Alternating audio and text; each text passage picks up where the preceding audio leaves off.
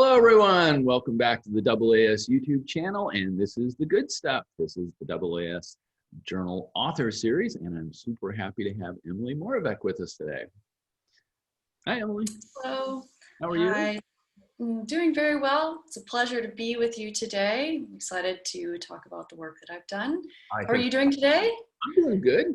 Great. The temperature has started to cool off in Phoenix a little bit, so at least we're sub 40 degrees C. That's nice. Yes. So that's going pretty well. What is your geolocation? Where are you at? So I am in Prague in the Czech Republic. So I'm at the Astronomical Institute of the Czech Academy of Sciences. So here it started to cool down as well, not 40, but more 25. So it's been really lovely weather right now. Very nice. Yeah. How is the pandemic in Prague? Are things going okay? Are you guys having classes? Are you going to the university or etc.?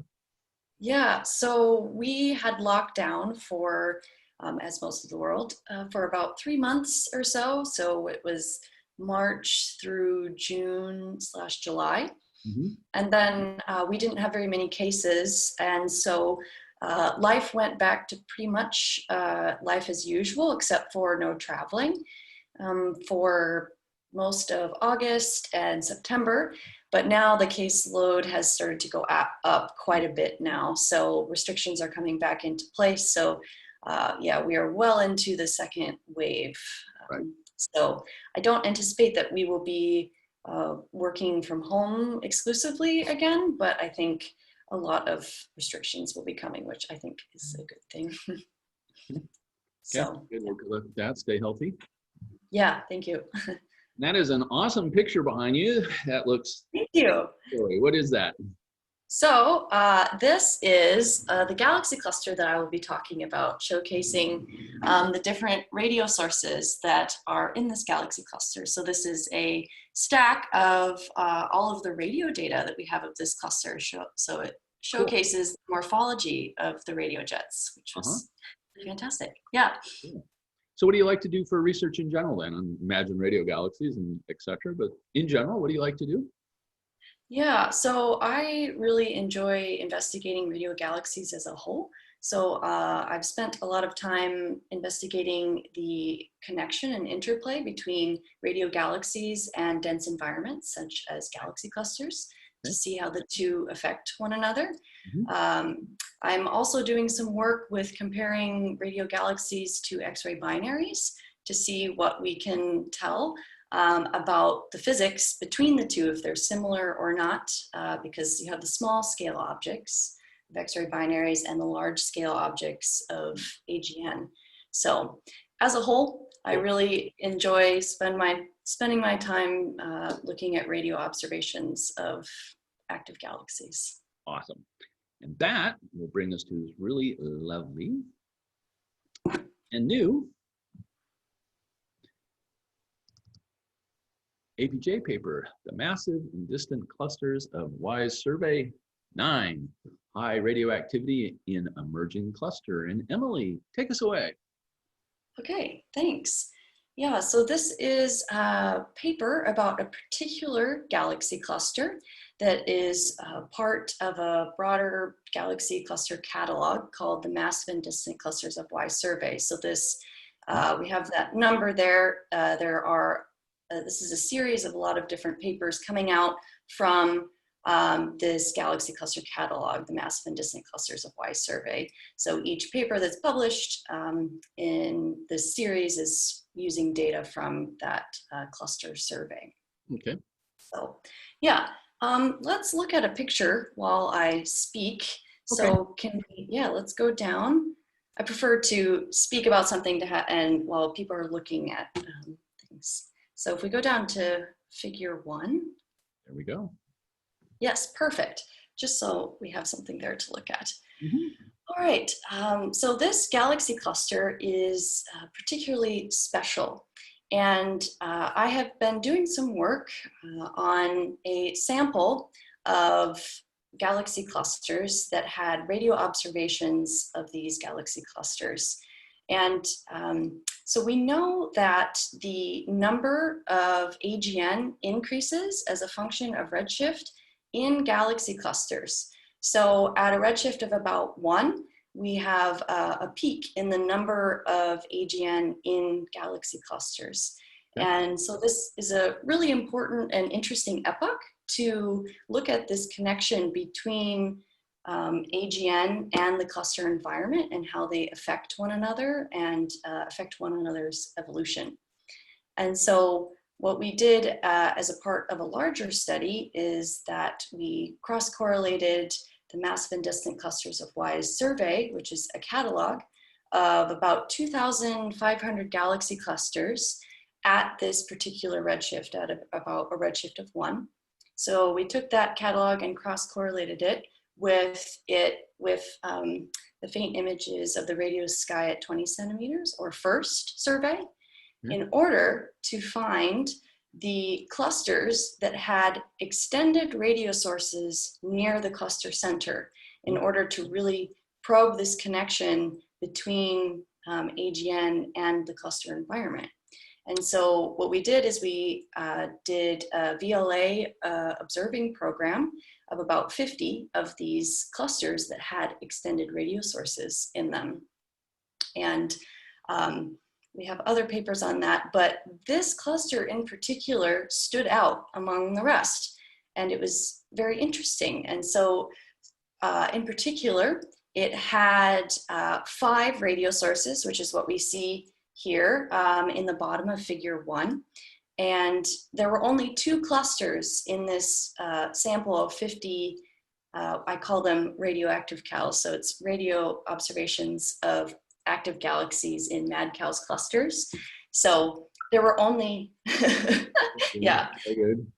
Yeah, there were only 2 radioactive cows clusters that had 5 radio sources at all.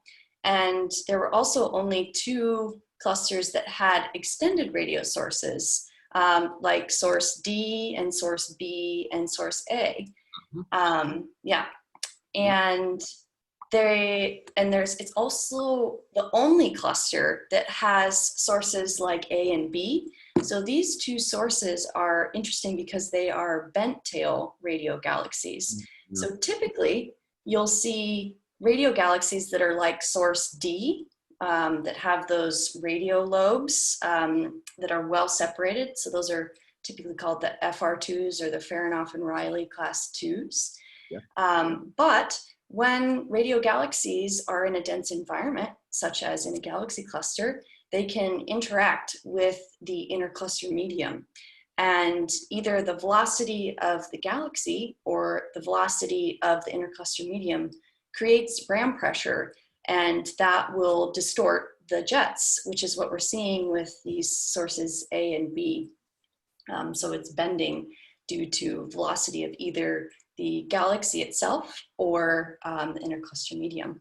So again, back to the bigger picture, this galaxy cluster was the only one out of this radioactive cow sample that had 2 bent tail sources, and especially near the center of the cluster. Mm-hmm. So yeah, this really stood out among the rest, and we were wondering why. Why is this cluster, why does it have such high radioactivity?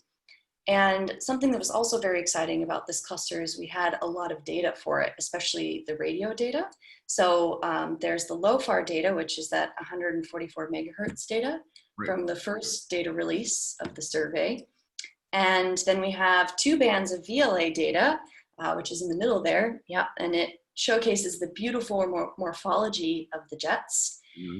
And then we also have Mustang 2 data, which is at 90 gigahertz. And that's on the GBT. And it gives us information about the mass of the cluster. So that map over there, the Mustang data, is actually showing us the Sunyaev-Zildovich effect, which is when you have a galaxy cluster and the CMB photons interact with the hot gas, the intercluster medium, and they lose energy. And so you'll see a decrement where the cluster is in particular. So that's what you're seeing in the Mustang data, is this decrement of where the cluster is. Yeah. And the point sources are the radio sources themselves. So this is not a point subtracted map. We'll look at that later on. But what's important is that the signal is proportional to the mass of the cluster, which we'll also use later in the paper as well. So that's a brief overview of this cluster and how it's special. So it's special because of the number of radio sources and the type of radio sources that are in this cluster. And so let's go on a journey to discover why we think this cluster has so many radio sources. Let's go. Yeah. So I think also, so you can still see my background, correct? Yep. Okay, yes, so I think I had to go this way, but this is just a overall view. This is the stack of all of the images that you're seeing in the paper here. So you have the blue is the SZ data, so that's showing you the intercluster medium, the structure, and the presence of it. And then the pink, well, the dark magenta, the diffuse magenta, is the LOFAR data, and that's showing the general structure of the radio sources. And then the VLA data is the bright pink, which is showing you the structure of the jets. So it's definitely source A there with its bent. Yes, exactly. Yes, yep. And then you've got source B, which is a bit more bent and more equally. And then you've got the D, which has the two jets that are not bent. So, right. Very cool. Yeah. Win a prize for that background. Okay, well, let's go further into the analysis. Yeah. Yes. So if we look at these two figures, so something that's interesting to look at is the properties of the host galaxies of these radio galaxies. And so we have infrared data for a lot of the Mad Cows clusters. So that's what is being shown in figure 2. And so we can identify the host galaxies. So for all the sources, we identify a host galaxy, except for source D. We decided to conclude that the galaxy that is coincident with the upper part of the lobe is not the host galaxy, because even due to projection effects, it's not where we would expect it to be, because we would expect it to be where the origin of the emission, so more central. And even with projection, you would still have it to be more central. So to be conservative, we said that one did not have a host galaxy that we detected, but all the others do have a counterpart. And so we can identify whether or not we think these host galaxies and thus the radio galaxies are consistent with being at high redshift. We only have spectroscopic data for some of these galaxies in the cluster, so we cannot for sure say that they are in the cluster, but we can say whether or not we think they're consistent with being near the cluster redshift. So to do this, this is what figure 3 is showing, in fact. We use optical and infrared data of the counterparts. And so the black points are all of the galaxies within 1 arc minute of the cluster center. So we have the circles, which have measurements in all the bands of data.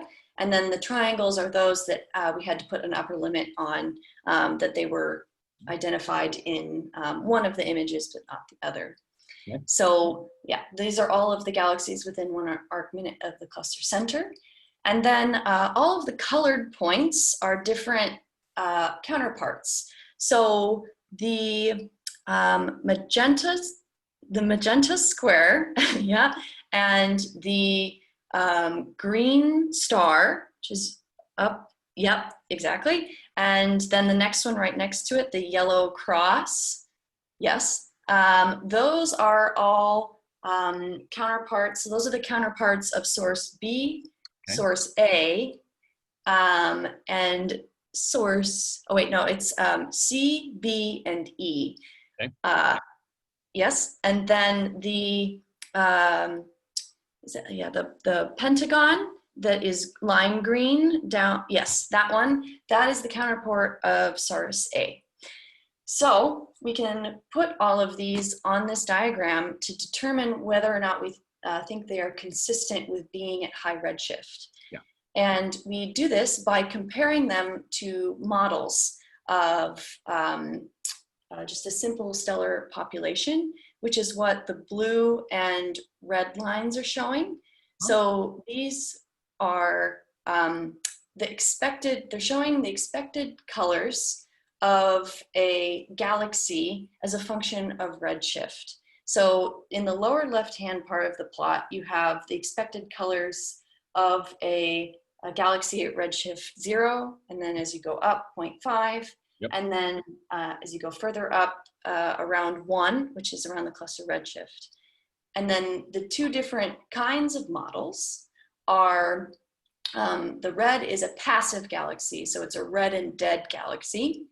And then the blue is a galaxy that's had a star formation burst lasting about 1 gigayear. Yes. So okay. This is all put on the plot to then compare the colors that we have of our host galaxies to these models to see are they consistent with being at high redshift. And the dotted gray line is it's the horizontal dotted, yes, this one. That shows a redshift of 0.7. And so we see that all of the counterparts are consistent with being a galaxy at a redshift greater than 0.7. Mm-hmm. So we can't use the strong language of it's consistent with being in the cluster, but these are consistent with being high redshift sources. Okay. Yeah, and you may also notice that there is a overdensity near redshift of 1, near the passive line. Yes, so this is actually how the mad cows clusters were detected. In fact, is that we did a color analysis and then found these overdensities that were consistent with being at a redshift of about 1. So we can see that is the main cluster density there. And then the circular objects there are two different colors of blue and yellow. Those are the brightest cluster galaxies in the cluster. So it's interesting to identify the BCG, or the brightest cluster galaxy, in galaxy clusters, because those are usually massive galaxies near the center, and they have a lot of interesting physics going on within them. So we weren't able to identify just one to definitively say that was the brightest cluster galaxy, but we instead did analysis on these 3 that were the brightest cluster galaxies. So that's what those points are as well. So in summary of all of that in this plot, we find that the counterparts of these radio galaxies are consistent with being at high redshift, specifically at 0.7. So we feel comfortable going on with further analysis talking about them being at that high redshift. One question, what is the gray band? Yes. Oh, excellent question. That is the regime where the galaxies are dominated by their emission from the AGN. And so we aren't able to say as much about them because all the emission that you're seeing is just AGN emission. And so you can't compare them as well to the models of the galaxies themselves. Fair enough. Good. Yeah. Okay, well, let's continue on. Journey. All right. Yes, okay. Yes. So this plot shows effectively the rank of the stellar mass of the galaxies in the cluster of the host galaxies. So 4.5 micron magnitudes we can take those and use similar models to the ones I was talking about before and convert that to a stellar mass. So you can think of that 4.5 as effectively stellar mass. So the blue circle, that is the highest stellar mass galaxy in the cluster. The dark blue circle is the second. So that's what's on the y-axis is effectively the rank. So it's the the light blue galaxy is first, and then second, third, fourth, etc. So the three of the counterparts, which are so we've got the square, the star, and the plus sign. Those are all some of the counterparts from so they're the host galaxies. So what's interesting about this is that they are among the 7 most massive galaxies in the cluster. So this is consistent with what has been seen before, that AGN and radio emission particularly typically comes from very massive galaxies. And I also saw this in the study of the radioactive cows, that typically the radio emission was coming from galaxies that were among the most massive in the cluster. So yeah, so now let's move on to really investigate why is this cluster special, and why does it have so many radio sources.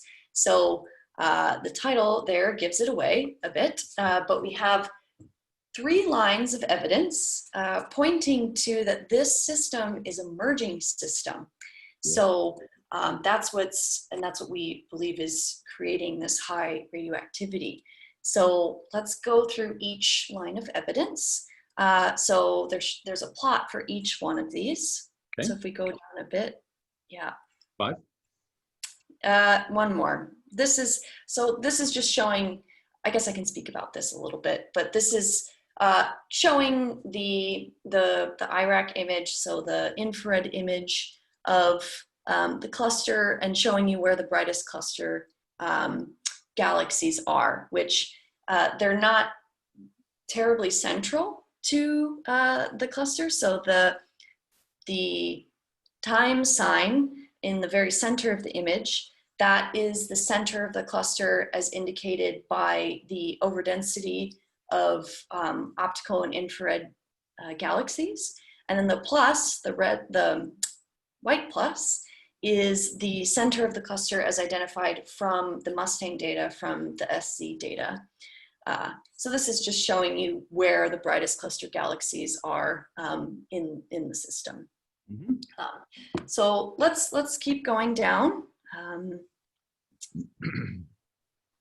Very nice. Okay. Yes, so let's look at figure 6 here.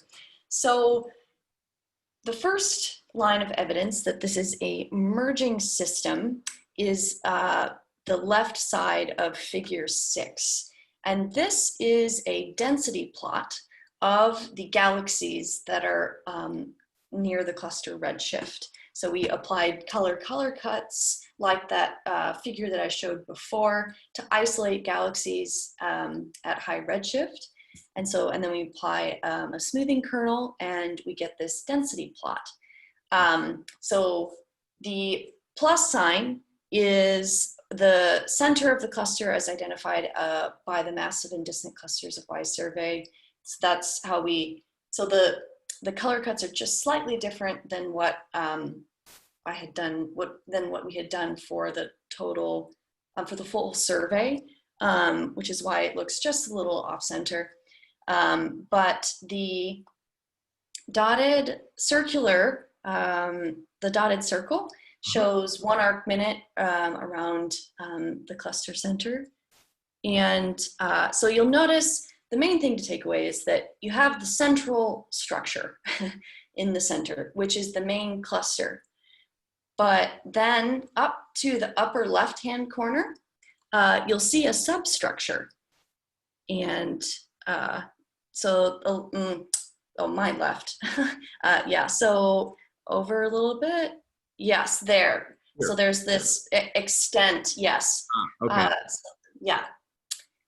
So this is a substructure. There also is one in the lower part of the image as well. Yes. But this upper left one is much stronger. Okay. So we say that this is evidence for it being an emerging system because we see several substructures around the main substructure. So, and then the dotted lines on the outside are simply showing the extent of the IRAC image. So it was about, I believe it was about 2.5 arc minutes from the cluster center. So it's about a 5 arc minute field of view. Yeah. Okay. Yeah.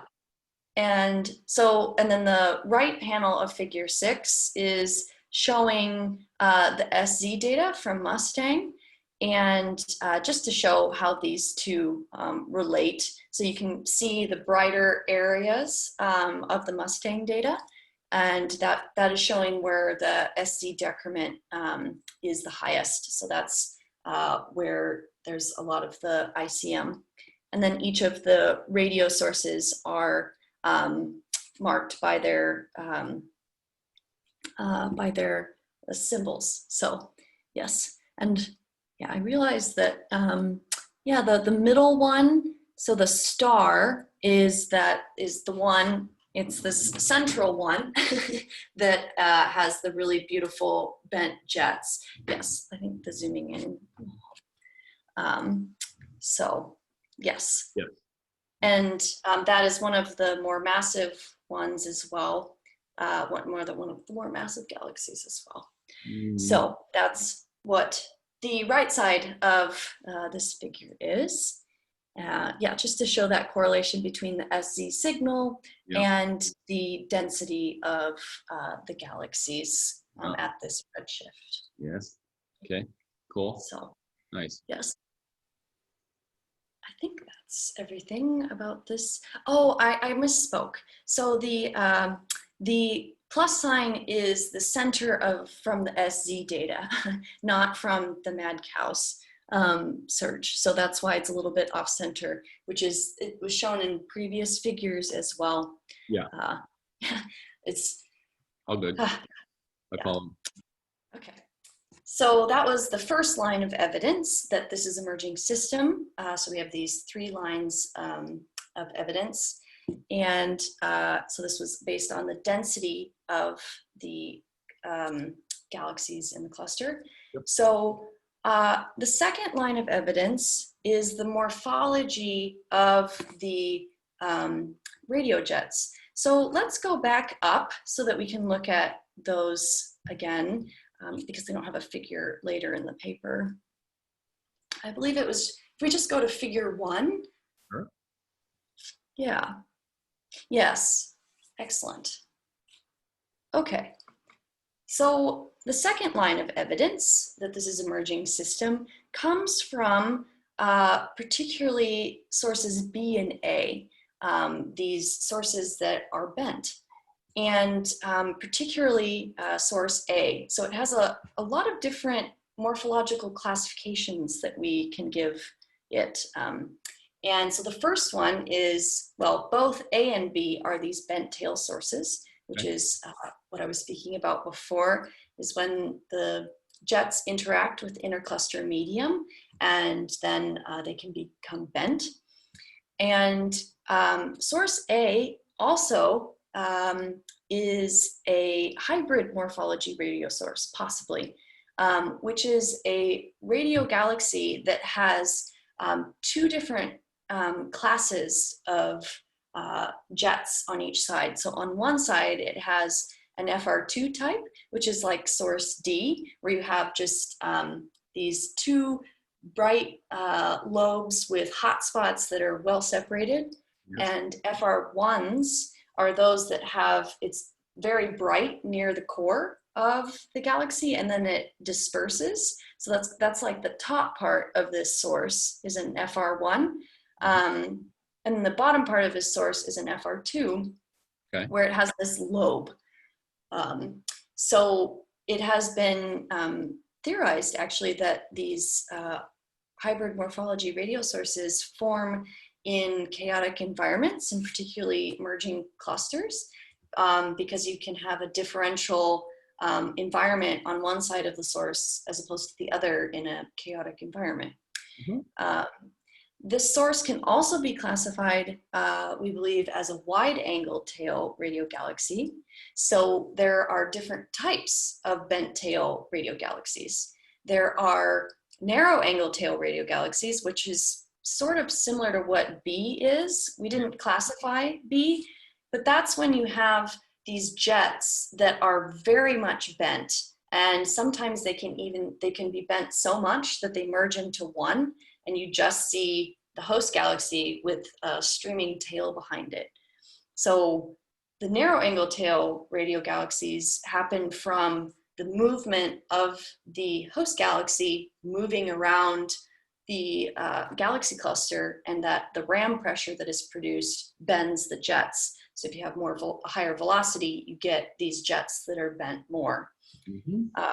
So that's one kind of radio galaxy, a bent kind in particular. And then there's also wide angle tail radio galaxies, which are these radio galaxies that have bent tails, but they look a little different than the narrow angle tails. Typically they're not bent as much, and they typically have these plumes coming off of it. So we see a little bit of that in source A, that part coming up off the top. Yeah. And something that is important about wide angle tail radio galaxies is that they are also typically associated with galaxies that are very near the cluster center, and therefore they don't have as much velocity to explain the bent nature of the sources. So there have been papers that have looked at this, and what is thought is that these are then produced by merging systems, because in merging systems you have a chaotic intercluster medium, and the intercluster medium is moving, which can then create the ram pressure to bend these sources. So instead of the galaxy moving to create the bent nature of the source, it's the medium that's moving to create the bent nature of the source. So in summary, again, so these, particularly A and B, the bent nature of these sources indicate that this is a chaotic environment.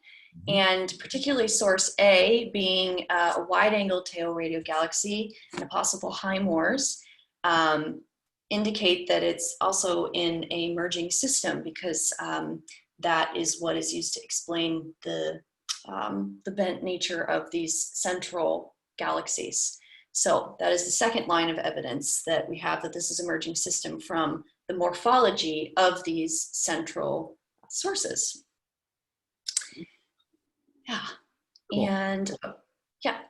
Okay, so then we'll move on to evidence number 3, which, yes, keep going, this plot, yes.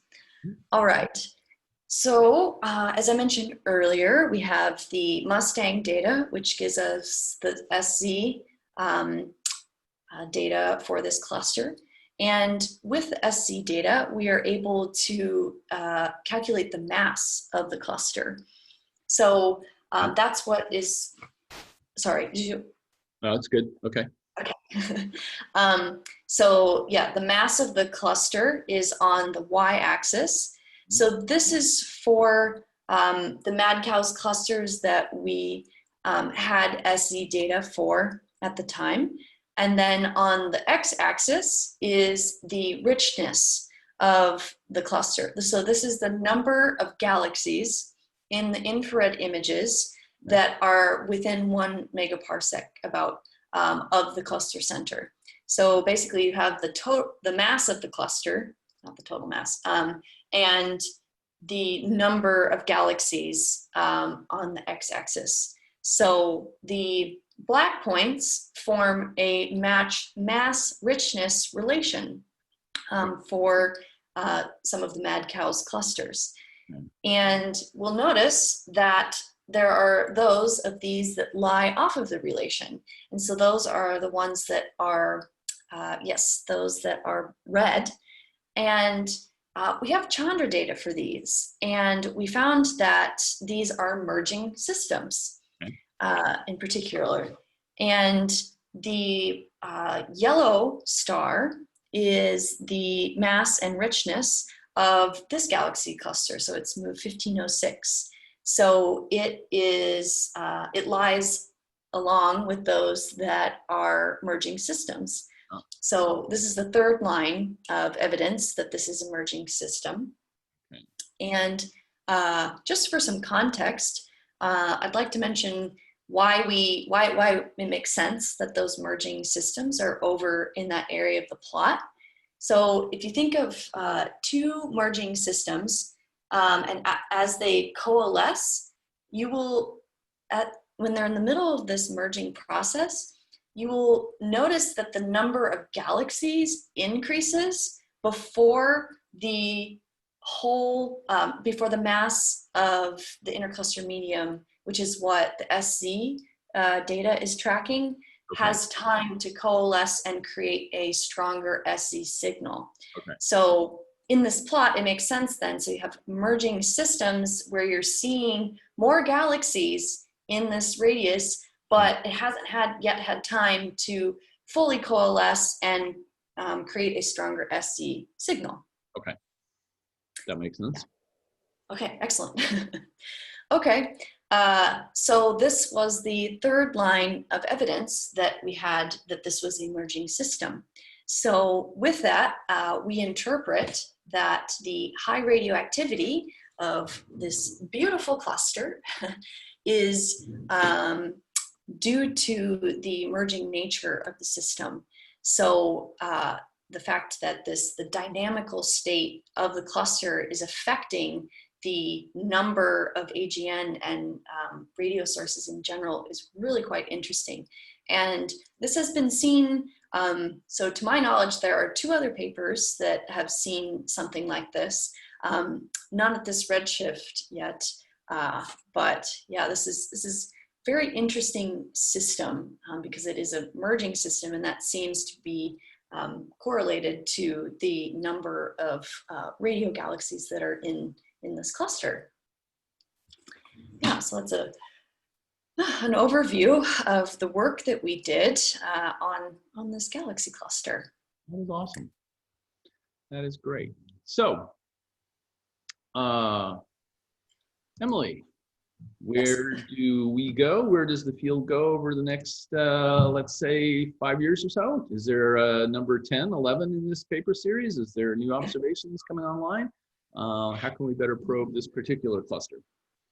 Yeah, it's a great question. So a couple things on that. So first of all, there are more papers coming out in the series. The next one to come out is one actually on the SZ observations that we've done. There are about 20 that have been observed with Mustang. And so there is a paper by Simon Dicker coming out about the mass richness relation, in fact, in the clusters that we observed with the GBT. So that's the next one in the series. And there's also one coming out concerning the radio AGN in clusters as a function of redshift. That's also coming out. I can't remember which one is, I believe they're both in press right now. So that's what's coming out in the series. Particularly to do with this cluster, I'm working on and looking forward to assembling a sample of merging clusters and looking to see how ubiquitous this is of a merging system inciting this radioactivity, and to see if it's at high redshift, low redshift. Is this cluster special compared to other merging systems? So that's where I would like to go with it in the future. Awesome. Yeah. Very cool. Future's bright, so to speak. It is. It's quite bright. Good. Very good. Emily, I want to thank you so much for walking us through your paper today. Thank you so much for having me. Sure. It was a Thanks, pleasure. everyone. And we will see you on the next one. Bye-bye. Okay. All right. Bye.